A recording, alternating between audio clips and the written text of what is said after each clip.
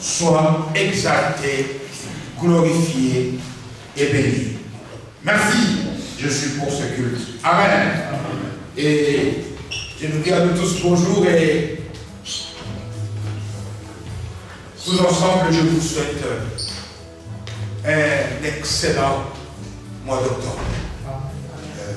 Moi, j'aime pas quand je prie, comme ça, quand on le dit, très souvent, ces genres de paroles deviennent comme des slogans. Des paroles vides. Non. Croyez-moi, je l'ai dit du fond de mon cœur. Que ce que Dieu n'a pas pu te donner depuis janvier jusqu'à septembre, que ton temps soit arrivé. Amen. Qu'il t'ouvre les portes qui étaient fermées jusqu'à présent. Qu'il te bénisse et qu'il te fasse grâce pour que tu puisses prospérer à tous égards. Je dis cela à nous tous qui sommes ici. Je dis aussi à ceux qui nous suivent sur Internet, parce que notre Dieu est omniprésent. En même temps, il est avec nous ici, mais il est aussi avec tous les nôtres ailleurs. Amen. C'est dimanche, le premier dimanche. C'est vrai que nous allons essayer de clôturer le dimanche, commencer le dimanche passé.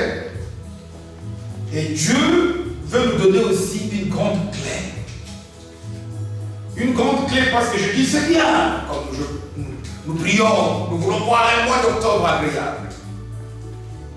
Mois d'octobre agréable, c'est quoi? C'est lorsque nous sommes d'abord bien nous-mêmes, bien au travail, victorieux dans ce que nous entreprenons, lorsque nous sommes les premiers à l'école, lorsque nous sommes capables de bien travailler, lorsque nous sommes capables d'expérimenter la vie abondante des justes.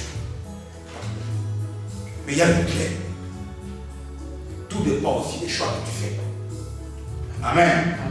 Parce que j'ai toujours dit que depuis la chute, vous savez, le plan merveilleux de Dieu n'était pas que nous puissions nous aussi collaborer. Nulle part, avant la chute, on voit Adam et Ève intercéder pour que Dieu leur donne ceci ou cela. On dit que chaque soir, Dieu venait. Là, c'était la communion. Mais ils avaient tout. Ils étaient dans un paradis, dans un jardin de délices. Mais la parole de Dieu nous dit qu'après la chute, les yeux d'Adam et d'Ève se sont quoi? Se sont ouverts. C'est-à-dire qu'ils étaient capables de le maintenant. Dieu leur dit, il y a le bien, il y a le mal, mais c'est à nous de choisir le bien. C'est-à-dire le bien c'est quoi? En d'autres termes, notre message c'est de l'apprendre que dans la vie, si tu veux que ce mois d'octobre soit glorieux, tu dois prendre des bonnes décisions. Parce que nous allons voir que vivre c'est décider. Nous allons voir que ce que tu es aujourd'hui, c'est exactement le résultat des décisions que tu as prises hier. Amen. Certaines décisions, on les prend d'une manière consciente, d'une manière directe. Je décide d'aller au culte. Je décide de faire ceci ou de faire cela.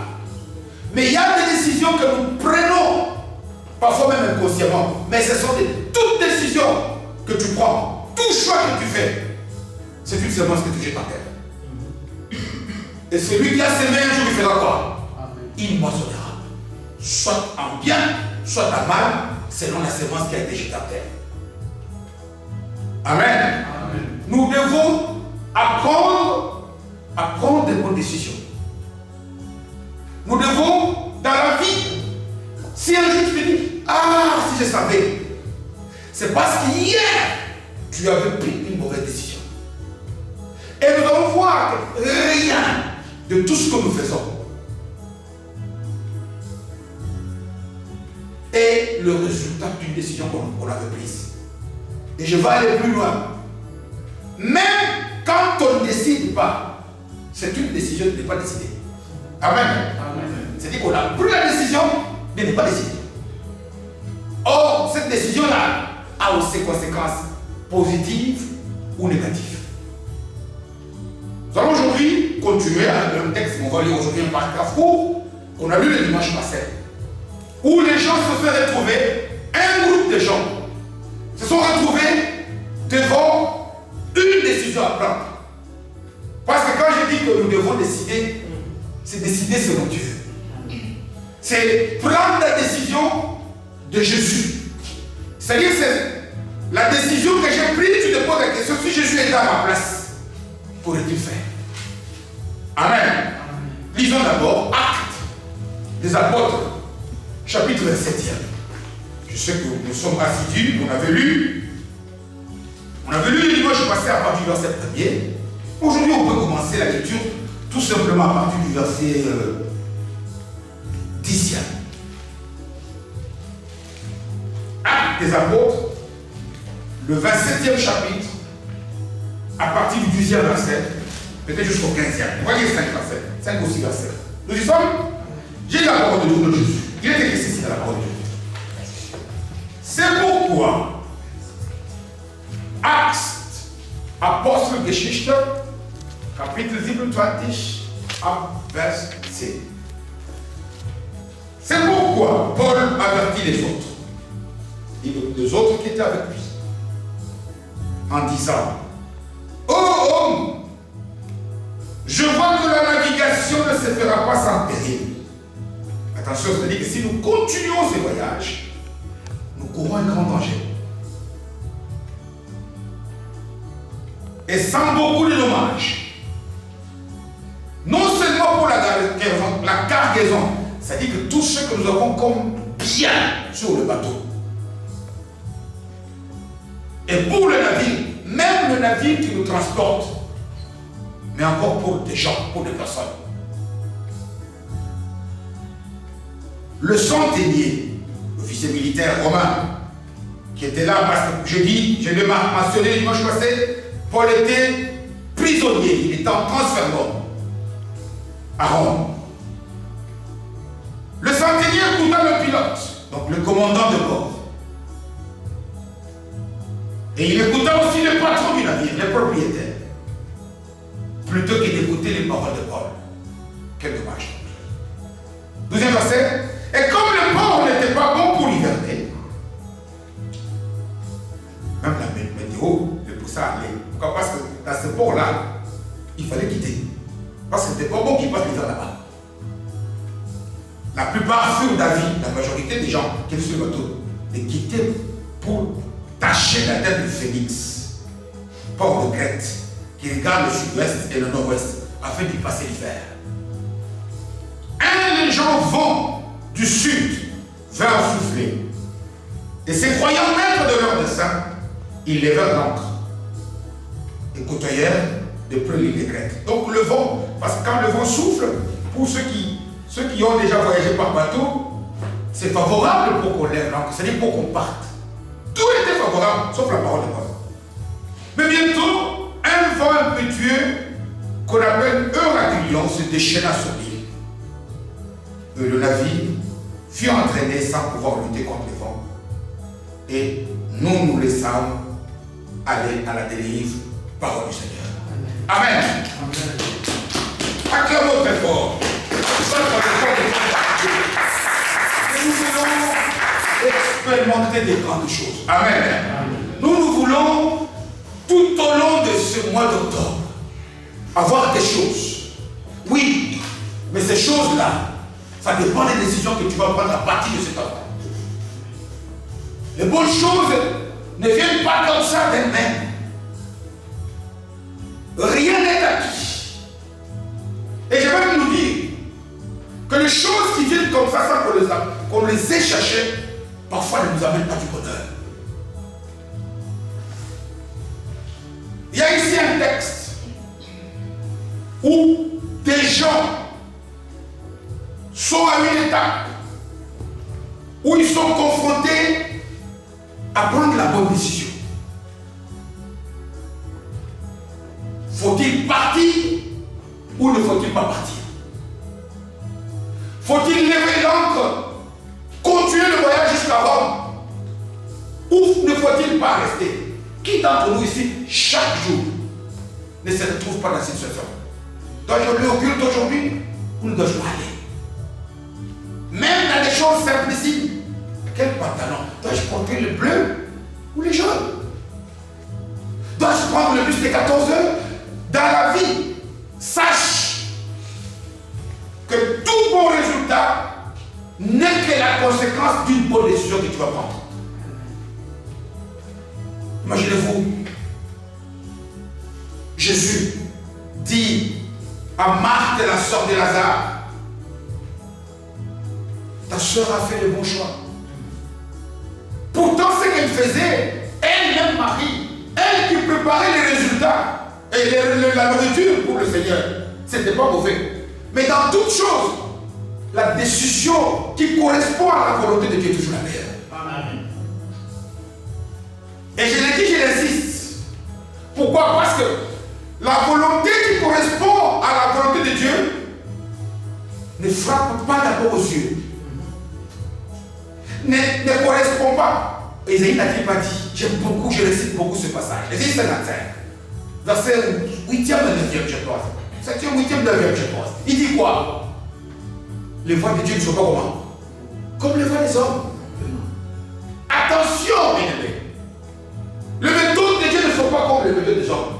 Et pourtant, même si ces méthodes sont différentes, nous devons toujours adopter le chant de Dieu. Ce que Dieu nous dit de faire, parfois tu as envie d'aller, je ne sais pas moi, à Eupen, mais lui te dit prends la route pour Bruxelles. Si c'est Dieu, si c'est la décision de Dieu, pars. Parce que si tu changes, tu prends la mauvaise décision, tu échoueras. Amen. Et je dis ici, et j'insiste, cet exemple est un bon cas pour nous aider à comprendre comment nous devons marcher à partir d'aujourd'hui. Parce que, vous savez, notre vie de tous les jours, chrétienne, physique, sur cette terre, c'est comme un voyage sur un bateau. Mais un bateau, pourquoi je prends ce voyage? Un bateau sur une mer agitée. Et si nous sommes les capitaines de ces bateaux, si nous ne prenons pas de bonnes décisions, on échouera. Et on le payera plus tard. Et c'est ce que nous voyons ici. Nous avons du mal à oublier certaines choses que, attention, pourquoi? Pour toutes choses, même nous pour prêcher ici, que je prêche ça ou que je prêche ça. Quel message? Parfois je vous dis la vérité. Pour un prédicateur, la chose la plus difficile, c'est que lorsqu'il est devant plusieurs idées, il y a quelque chose. Pourquoi c'est difficile? Parce que je n'ai pas envie ici de vous donner mes pensées à moi. C'est que je cherche à ce que le Saint-Esprit me convainc que ce que Dieu veut pour son peuple, c'est ça. Parce que c'est ça qui donne la vie. Et dans toutes les situations, études, travail, on doit décider. On doit décider. On doit faire des choix. On doit lever des options. Et c'est la situation que ces gens sont en train de prendre ici. Je résume un tout petit peu la situation. Je l'ai dit, je rappelle. L'apôtre Paul ici est en fin de sa vie. Il a fait un ministère glorieux, en d'accord. Il a tout connu. Par l'onction du Saint-Esprit, il a vu ce qu'un homme ne peut pas voir. C'est lui qui l'a dit. 2 Corinthiens chapitre 12, verset 2. Quand il a été ravi à l'esprit. Il est celui qui a entendu ce que l'oreille humaine ne peut pas entendre. Il a vécu une puissance terrible avec Dieu. Mais malgré cela, sache que plus que Dieu va te bénir, plus le monde va devenir méchant autour de toi. Plus tu auras des combats.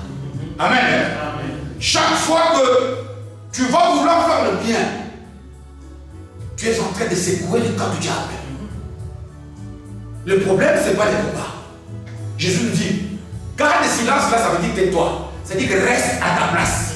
Laisse-moi, le vaillant guerrier, combattre pour toi. Parce que lui, il est celui qui n'a jamais perdu aucun combat. Et malgré cela, malgré tout ce qu'il a fait, il a bâti des églises, il a opéré des miracles, il a ressuscité de morts même, il a fait des tas de choses. L'homme est devenu méchant, il y a un complot, et suite à ce complot, on l'arrête et on veut même le tuer. Mais ce que les gens n'ont pas compris, et je l'ai dit aussi, je pense, le semaine passée,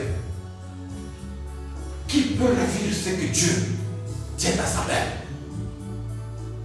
Si tu restes toujours dans les camps de Dieu, si tu pleures toujours la bonne option, tu prends toujours la bonne décision de ne pas quitter la main de Dieu. C'est ça qu'on appelle demeurer dans la parole. Restez toujours sous les voies de Dieu. Le plan que le diable va utiliser pour te contraindre, c'est ce plan-là qui va précipiter ta victoire. Amen. Amen. Amen. Parce qu'il va lui-même se mettre en difficulté. Il a tué Jean-Baptiste, c'est qu'il a donné à Jésus maintenant commence.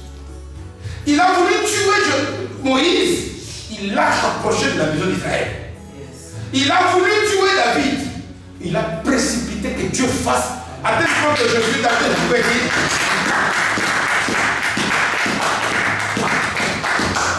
Amen. Amen. Ici aussi, ils arrêtent Paul. Mais Paul ne se décourage pas. Pourquoi? Parce que lorsque tu fais du bien, lorsque tu as prié, on a été, vous le savez, frère Dani, celui qui a béni le mariage, un ami à moi, le frère Magnet n'est pas au courant, un ami d'enfance, on a commencé très tôt les études ensemble, on a terminé, on a eu le bac ensemble, on est venu ici en Europe ensemble, nous sommes mariés quasiment ensemble, l'un parti à 2 ans, le docteur Henri, et l'autre, celui qui a béni, comme ça, il était en séminaire ici à la Nouvelle-Liège, jusqu'au samedi. Il a été au culte dimanche, il a prêché dans son culte. Lundi, parce que c'est quelqu'un qui était ingénieur en chimie. Il travaillait dans le laboratoire de la VUB, l'hôpital militaire belge, à Vivant. Quand on passe, quand on est sur le rue de Bruxelles, on est sur le grand directeur à côté de l'aéroport. Cet hôpital-là, on le voit, la sortie des Grimbergen, non loin de chez moi. Il va il travaillait au laboratoire de cet hôpital. D'ailleurs, je crois que peut-être la sœur Gracia, parce que quand il est venu chez nous, son fils aîné, quand il allait une fois ici à l'Allemagne, il est venu, c'est à l'époque où la sœur Muriel est née, quand on était à Kaiserplatz, où on avait eu le de voir. Et on avait vu au mariage de la sœur Jennifer. Il va au travail le dimanche. Et il a fait le séminaire jusqu'au dimanche, jusqu'au samedi, ici à la Nouvelle-Jérusalem, Liège. Le dimanche, il est au culte parce qu'il était pasteur, il habitait Vivant, mais il était pasteur à la Nouvelle-Jérusalem en Grèce. Il prêche. Le dimanche, il se lève. Il va au travail. Le lundi, il va au travail. Vers 10 heures, je ne me sens pas bien. Et puis il s'écroule. Comme il est à l'hôpital, vous savez, l'hôpital militaire belge est probablement l'hôpital où il y a les meilleurs soins ici à Belgique. Parce que les militaires, souvent, ils ont des blessures extraordinaires. Ou soit ils ont été victimes de. On l'amène à l'hôpital et dans la nuit, les médecins appellent la famille pour dire qu'il est parti. Je ne dis pas ça pour nous faire peur. C'est pour nous montrer que notre vie ne tient à rien. Nous devons toujours choisir la vie. Lui au moins il est parti en servant Dieu jusqu'à la dernière minute. Quel sera ton cas? Quel sera le mien? Lui au moins il a servi. Il ne s'est pas découragé. C'est comme l'apôtre Paul. Il a arrêté alors qu'il n'a rien fait de mal. Il ne s'est pas laissé décourager. Pourquoi? Parce que tout ce que Dieu fait pour nous, je dis, ça concourt à quoi? À notre bien. Pourquoi? Parce que imaginez-vous lorsque Dieu appelle cet homme, acte 9, sur la route de Damas. Quand Dieu lui dit d'aller voir un certain Ananias, parmi les choses qu'Ananias devait dire, allez lire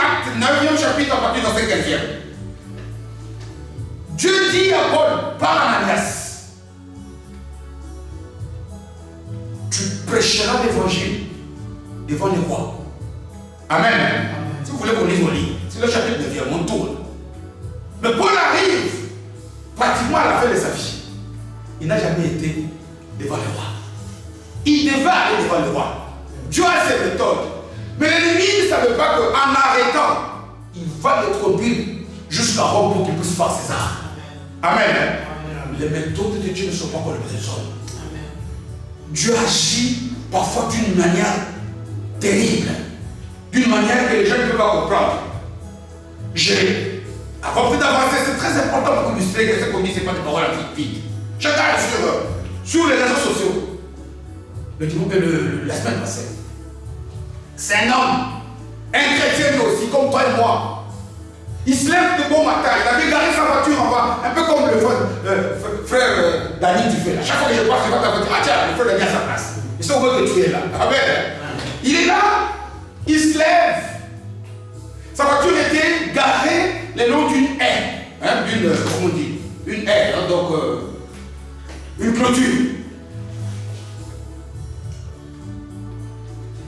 Il entre dans la voiture, une voiture neuve. Il démarre la voiture, il ne démarre pas. Il se tient la tête. Mais qu'est-ce qui se passe? Pourtant, avant de sortir de la maison, il a crié, mon Dieu, je vais faire ça comme ça. Mon Dieu, je vais cesser. Oh, je veux comme ça, aujourd'hui au travail, que le patron là, c'est ce que je veux faire.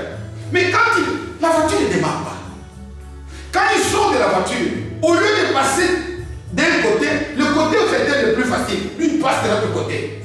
Il va, il regarde, il vérifie, il ouvre les capots, il ne voit rien.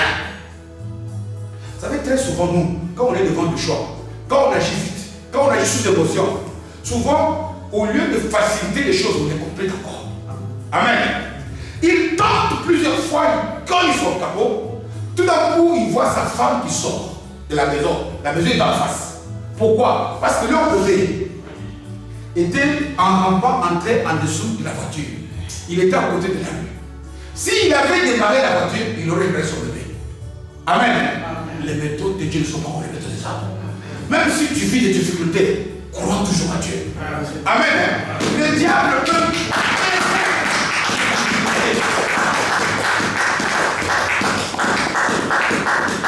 Les difficultés ou les soi-disant, c'est pour te pousser à prendre la mauvaise décision.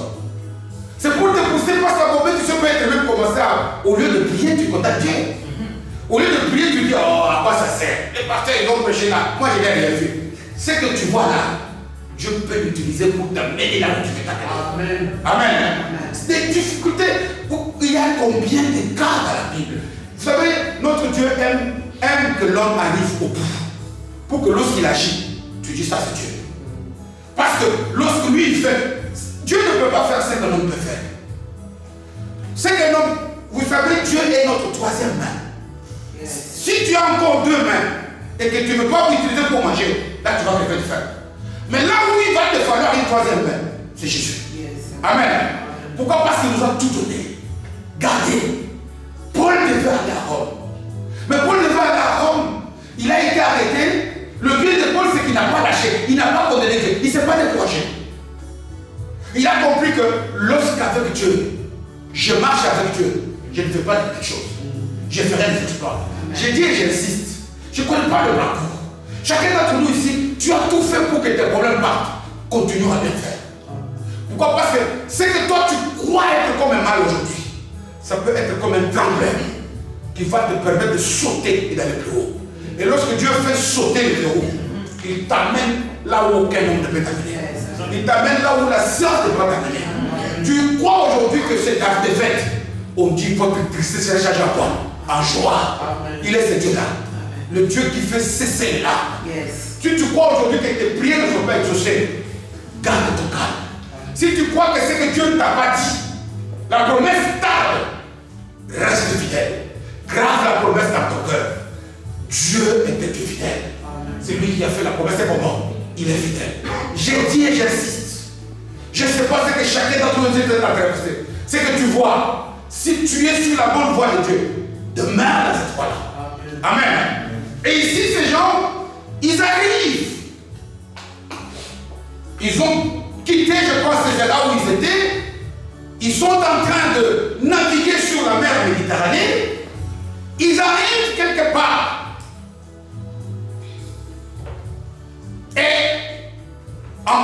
pour Rome. Il y a une question qui se pose. Une question que toi aussi, tu t'es déjà posé ce matin. Faut-il faire ceci ou ne pas le faire? Faut-il partir ou ne faut-il pas partir? Faut-il aller à l'école demain ou ne faut-il pas aller à l'école? Chacun d'entre nous ici est devant ce challenge. Faut-il aujourd'hui prier ou ne pas prier? Faut-il prier?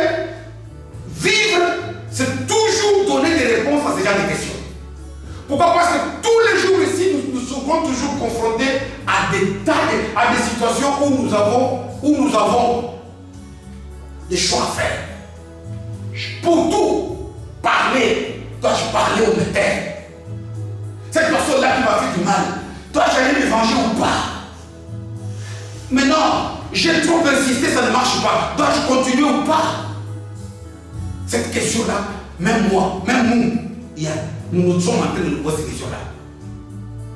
La réponse, la victoire, ma victoire, notre victoire dépend de la réponse que nous allons donner à ça. Et la bonne réponse, je dis et le répète, c'est la réponse qui vient de Jésus. Amen. La bonne réponse, c'est la réponse qui vient de qui? De Jésus. Ce n'est pas la réponse que nous avons déjà en tête.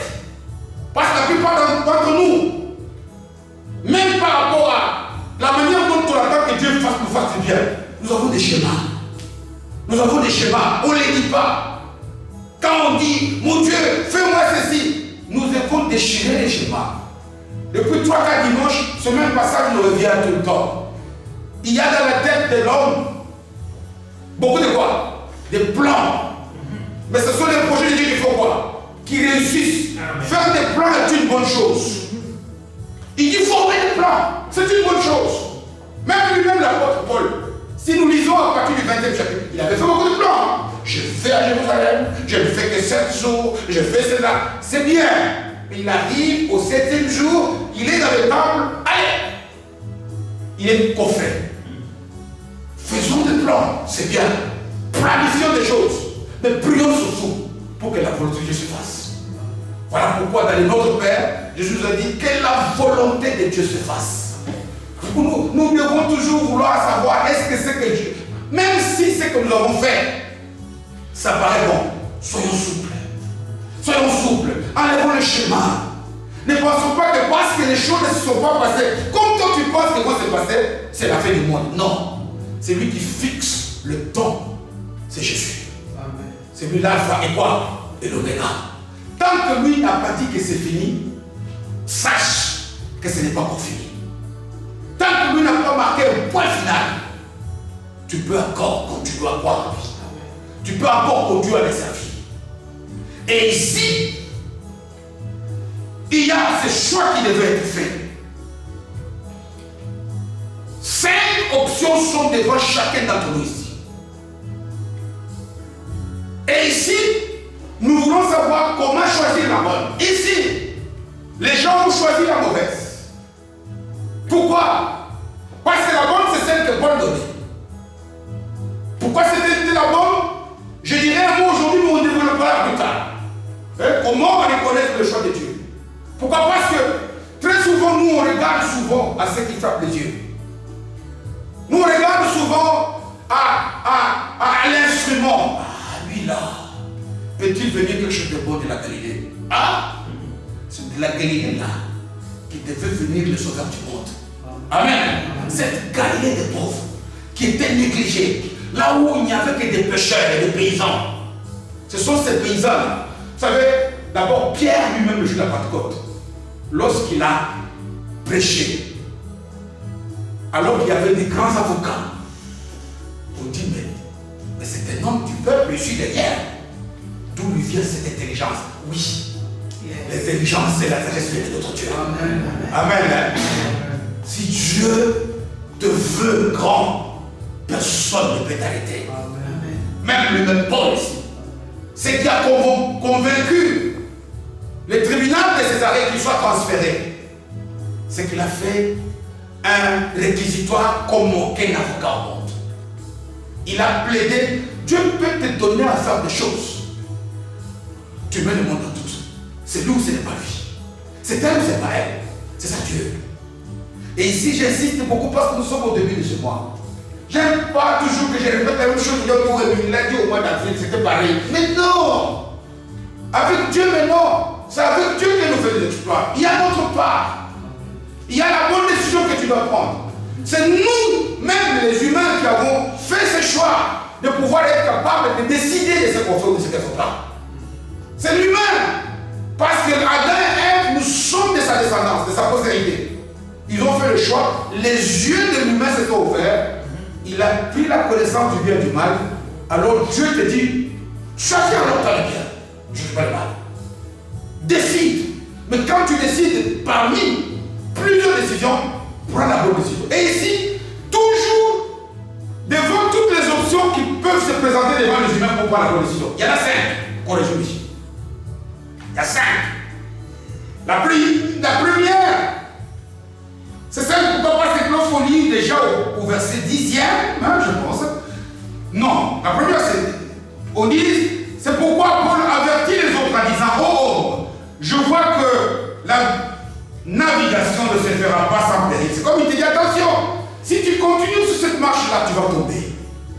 Si tu persistes dans ton entêtement, même si tu crois faire du bien, tu vas tomber. Alors, toi tu vas tomber, ceux qui sont avec toi vont tomber, et même ceux qui t'appartiennent vont mourir. Écoutez un peu, au 11e verset. Le centenier, celui qui convoyait les prisonniers sur le bateau, celui qui était comme maître à bord, on dit il écouta qui? Le pilote, d'abord. C'est qui le pilote? Le pilote, c'est cette personne dont on croit qu'elle a l'expertise. Le commandant de bord, c'est celui qui a toujours fait ses trajets. C'est celui qui a l'expérience. Combien de fois, parfois, les décisions de soi-disant experts nous mettent en péril? Dieu t'a dit, prie. Mais tu as cru à ce que le médecin t'a dit, et puis tu tombes. Jésus n'a pas dit aux sœurs de Lazare, il a dit, crois seulement. Crois en qui? En sa parole. Il a dit, cette maladie ne conduit pas à la mort. Cette maladie ne conduit pas à la mort. Toi, crois. Même si tu es devant des choses qui te semblent humainement être impossibles, on dit que Dieu ne regarde pas à ce qui frappe les yeux. Il regarde à ce qui est dans le cœur. Regardons dans nos cœurs, la parole nous dit, cette maladie ne conduit pas à la mort. Faire partie des, comment on dit, des experts. Est-ce que je suis en train de dire ici que chaque fois qu'un médecin m'a dit quelque chose, je vais dans le doute? Ça n'est pas vrai. C'est pas ça que je dis. Parce que les experts, il n'y a pas. Même nous, pasteurs, on est des experts. Combien parfois de pasteurs? On vient d'entendre encore ce scandale qui est sur les réseaux, n'est-ce pas? Moi, j'aime un tel plus que Jésus. Ah! Quand j'écoute ça dans mes oreilles, ça me fait froid au tout. Il a voulu choquer et il est choqué de même la vérité. Amen. Quand nous prions ici, quand on adore, on dit quoi? Jésus est comment? Incomparable. Rien même de chercher à comparer Jésus. Ne dis même pas, Jésus tient comme de l'or. Non, ne compare pas. Il est incomparable. Il est hors échelle. Amen. Il n'a pas d'échelle de mesure.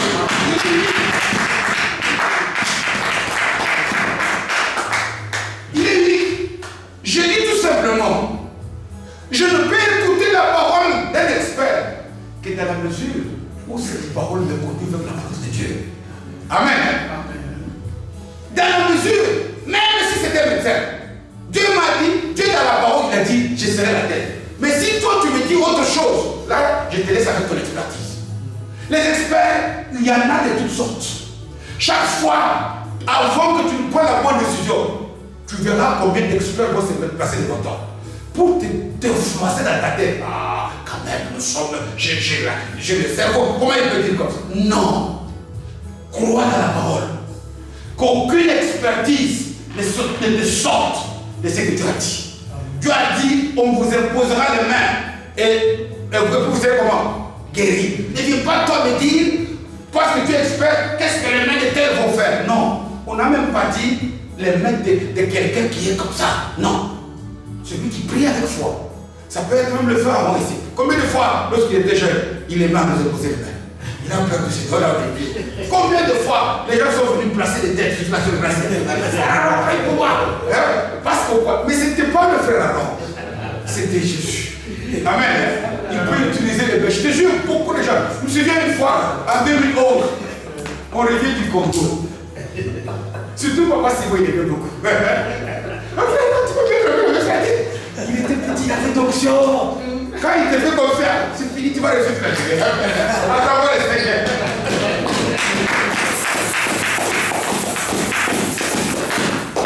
Même lui, là, il n'a jamais écouté ça. Quand il aimait beaucoup, comment il s'appelle, le musicien là qui est à Paris, qu'il appelait le Pablo. Comment il s'appelle? Comment il s'appelle?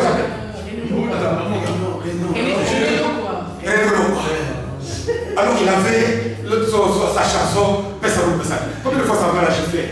Donc tout ce qu'on disait, c'était un micro. Et puis il avait là.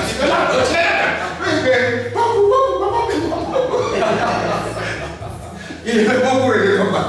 Je me souviens, tout ça quand on faisait ces choses-là, parfois on rigole, mais c'est pour montrer que nous on laissait pourquoi la preuve aujourd'hui. Regarde, ils sont là. Qui leur a appris à jouer? Dieu nous montrait que laisser ses enfants, j'ai fait un dépôt spirituel à eux. Amen. Il y a des gens il y a des étudiants, oui les jeunes ici, non? Tous les mardis ou mercredis, il y a beaucoup de jeunes qui viennent ici pour apprendre les piano. Il y en a même que l'instructeur a chassé. Parce qu'ils apprennent, non. Le problème c'est pas d'apprendre. Mais apprendre si Dieu veut que tu apprennes. Amen. Si c'est le plan de Dieu, tu vas réussir. Et regardez tout ça. Tout ça pourquoi? Parce que Dieu nous montrait quand on est dans la volonté. Si on pouvait empêcher de faire des choses, ça allait rater. Et nous on laisse. Nous on laisse. Et les experts, quand tu es devant un show, qu'un expert t'a dit, t'en passes vite. Un expert, j'ai dit, ça peut même être un pasteur qui te dit qu'il aime un homme plus que Jésus. Non. Tu le disqualifies. Tu le mens. Tu n'écoutes même pas. Tu ne suis pas tes oreilles. Tu ne cherches même pas à écouter ses explications. Parce que le diable peut te souffler du venin. Amen. Vous savez, quand on parle du diable, j'ai déjà dit ça. Il est un séducteur. Vous savez ce que ça veut dire séducteur? Séducteur, ça veut dire que quelqu'un qui vient, rien que ton regard, tu tombes déjà. Tu dis que tu vas accepter. Séduire, c'est avoir une nature qui convainc facilement. Il a des arguments. Il a des... Savez-vous quand est-ce que les gens se rendent compte que le diable était là où ils étaient? Jamais quand il est là. Le diable, on se rend compte qu'il est passé par ici lorsqu'on voit les dégâts qu'il a causés. Amen. Lorsque le diable est en train de détruire une santé, on ne se rend pas compte. C'est quelqu'un qui prend des cuillères ici. C'est pas après quand il y a le diable est passé par ici. Même les familles, quand il vient, on ne le voit pas. Parce qu'il vient masqué. Il vient, vous savez pas, on dit, il était l'ange de lumière. Il vient masqué. Le diable ne viendra pas ici avec un langage, je suis diable. Si vous jouez, je vous dis non. C'est celui qui va avoir les paroles les plus douces. C'est celui qui va avoir les arguments. Quand vous voulez parler, moi je n'ai pas envie de parler. Non, tu te parles toi aussi. Parce qu'il sait que vous le laisserez parler. Il va créer en vous l'envie de pouvoir écouter. Je nous ai dit ici, je répète, ne cherchons même pas à écouter les explications de cet homme. Il s'est déjà révélé lui-même. Qui donne ses explications à Jésus. Pas nous. Amen. Amen. Pas nous. Pas nous. Qu'est-ce qu'il a dit? Là, j'ai dit que lui aime un homme plus que Jésus. Il a voulu choquer. Eh bien, il a choqué. En fait, je disais que attention aux experts. L'expert, c'est des gens qui ont les connaissances. Les gens qui ont l'expertise. Des gens dont on sait, pour ce qui concerne, je vais demander au pasteur, attention, quand le pasteur, on dit que lorsque l'apôtre Paul prêchait, que faisaient les habitants de Béret, ils allaient confronter cela à l'écriture. En d'autres termes, je ne peux accepter la parole d'une expertise n'expertise que lorsqu'elle me conduit vers la volonté de Dieu. C'est Paul lui-même, l'hébraïen.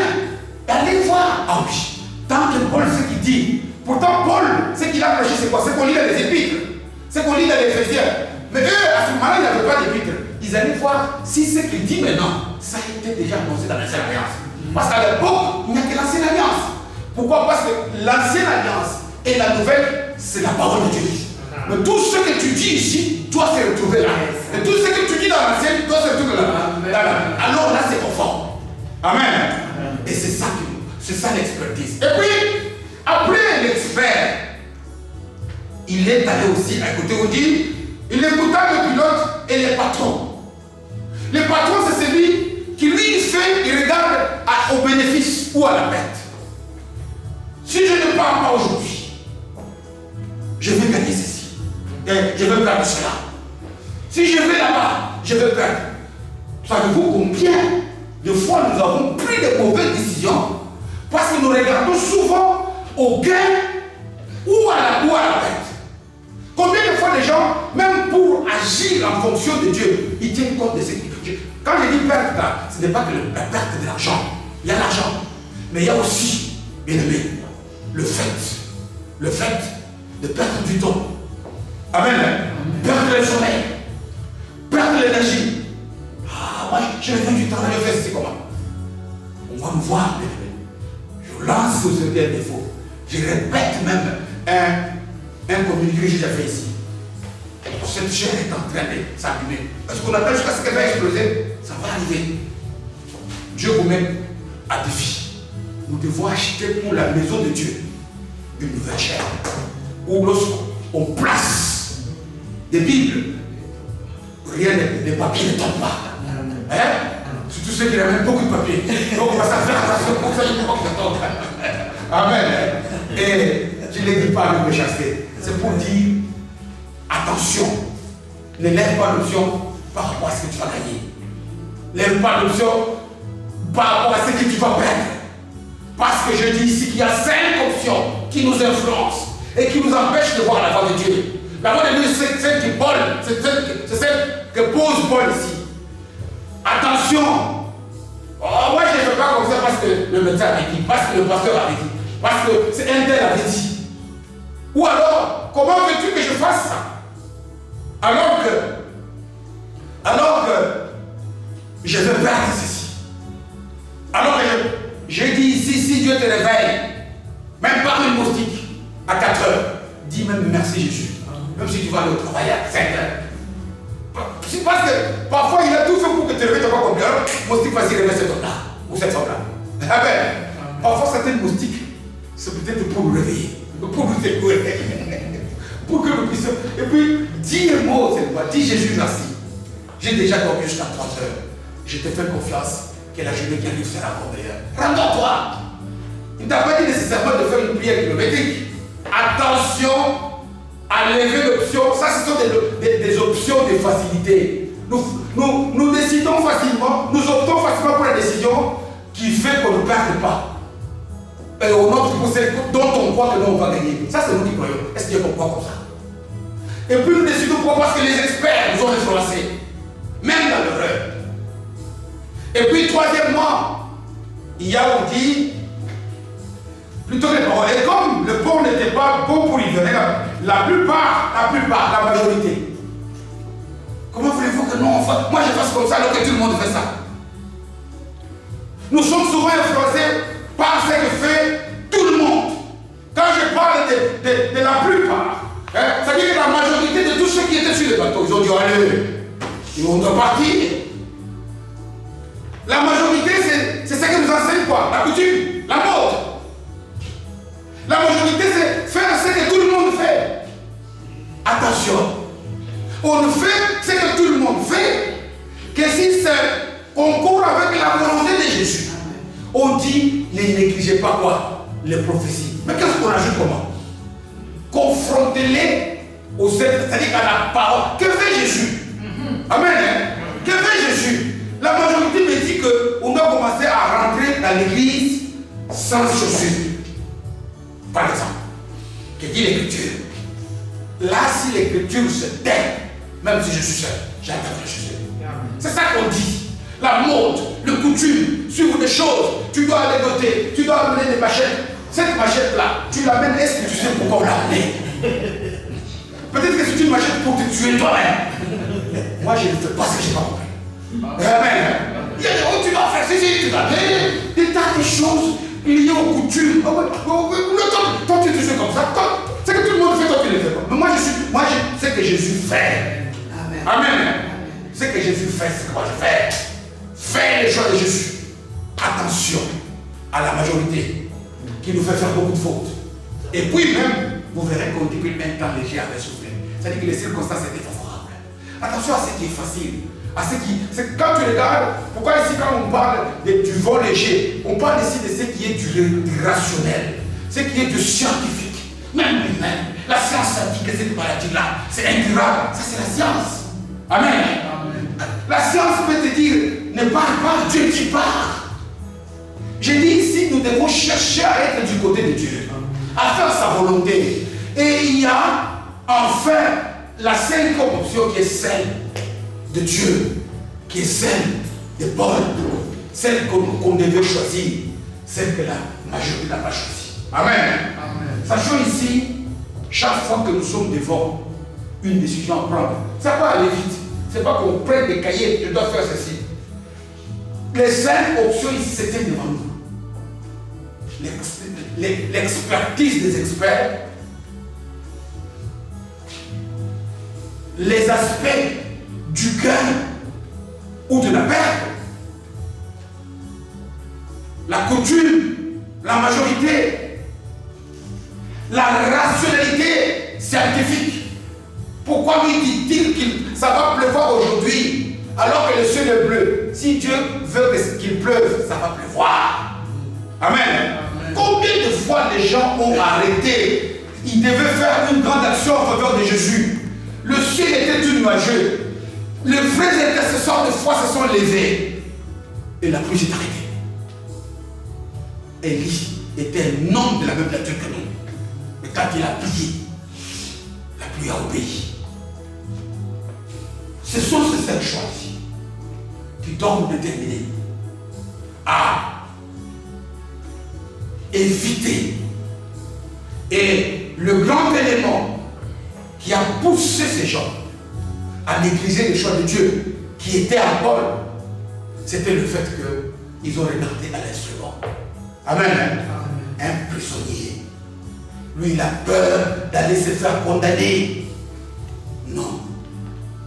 Ne regarde pas ce qui frappe les yeux. Ne regarde pas. La parole ne nous dit pas de marcher selon les circonstances. C'est dans la vue. Selon les événements qu'on voit. Aujourd'hui, tu te vois petit. Mais demain, Dieu peut te faire grand. Amen. Aujourd'hui, tu te vois dans la difficulté. Mais avec Dieu, tu vas faire les exploits. Moi, je ne sais pas, parmi tous ceux qui vont écouter ce message, c'est que tu vis. Écoute la voix de Dieu.